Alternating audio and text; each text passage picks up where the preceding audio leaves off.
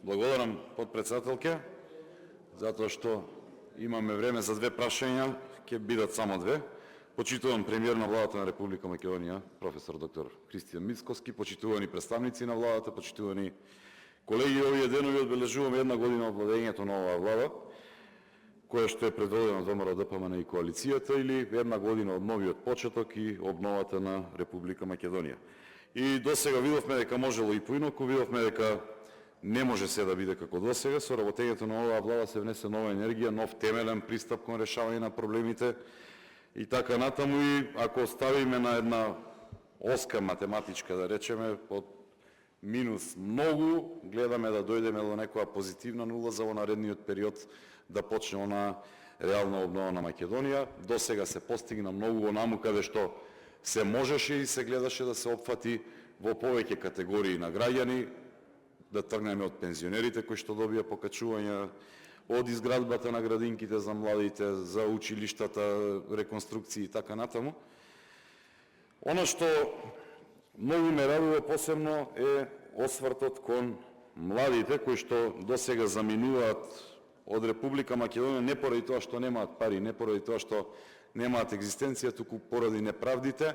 Меѓутоа имавме една категорија на млади кои што имаат секогаш желба, енергија, меѓутоа немаат храброст и одлучност да почнат свој бизнис.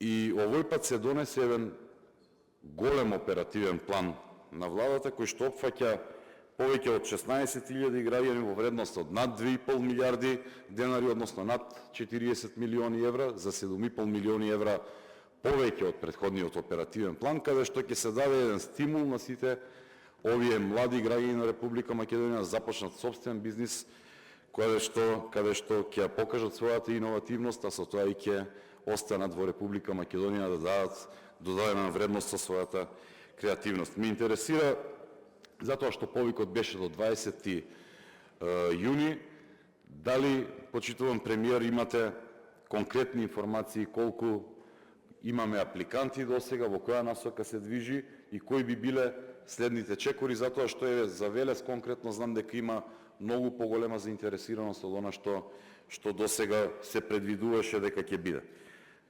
Сакам да го поставам прашањето за да биде на ниво на Република Македонија. И второто прашање се однесува на земјоделието. Доаѓам од Велес, околните општини каде што најчесто гравитираме се земјоделски општини, во теке жетва, во теке лачење, прскање на лозја и така натаму, бостани.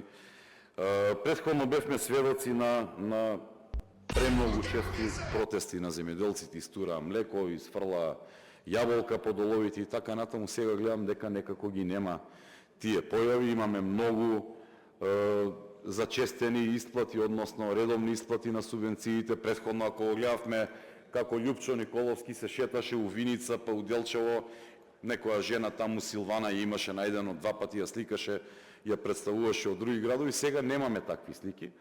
Дали има некои нови мерки? Слушнавме дека можеби ќе има проширување на опфатот на зелената нафта и така натаму. Дали имаме некакви нови мерки во однос на земјоделието, знаејќи дека земјоделието представува еден столб кој што предизвикува или не предизвикува во моментов голема инфлација. Моите две прашања се во таа насока. Првото прашање ќе го повторам уште еднаш, дали имаме информации, дали има заинтересираност од страна на граѓаните и на младите во однос на оперативниот план, и второто, што е променето во аграрните политики, затоа што гледаме многу поинаква слика во однос на земјоделието. Ви благодарам.